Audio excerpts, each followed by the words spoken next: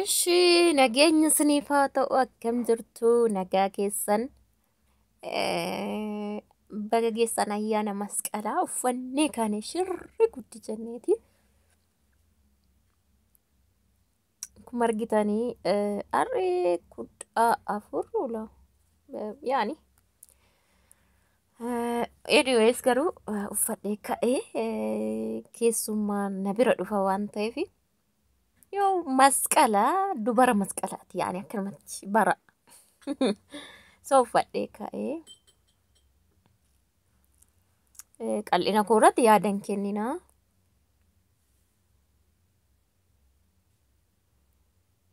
Sukkaara yeroo nyaadhu na yakkina baqa. An argina mafaatti naqadhe malee sukkaara argee hin fayyadamu laana yakkina.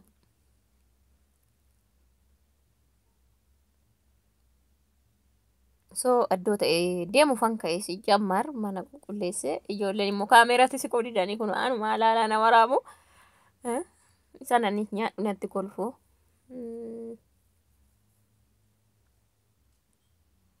Kana yoo deemuuf ka'ee jira.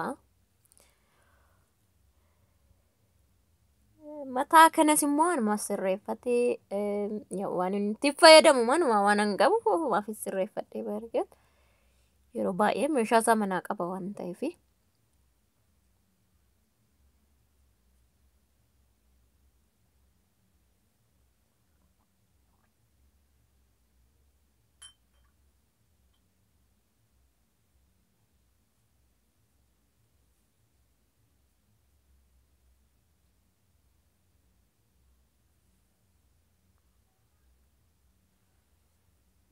Haala kanaan sisirreeffadhee jira.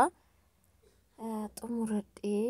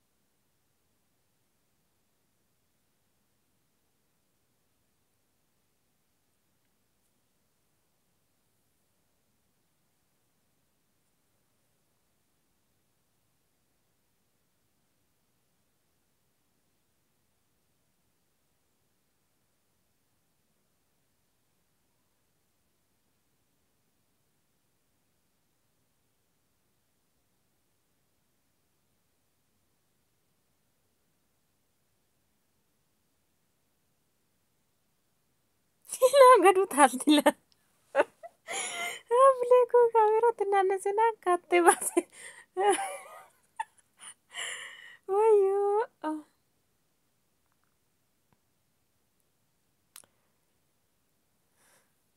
So bakka sadhumataa akkasitti mijatee yaa'u saalooniin xiqqaashuudha taatachuu achitti biyyeessuudha malee bootaallee jijjiiruun soofaallee jijjiiruun hin danda'amu saalooniin baay'ee xiqqoodha.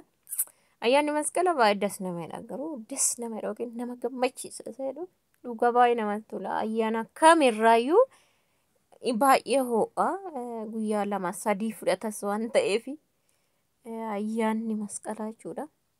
Gaaf kudha afurii daa'imaa jedhu gubaa daa'imaa jedhu 15 16 akkasuma na masqalli bareedudha. Haala kanaan mijeeffadhee xumuree jechuudha.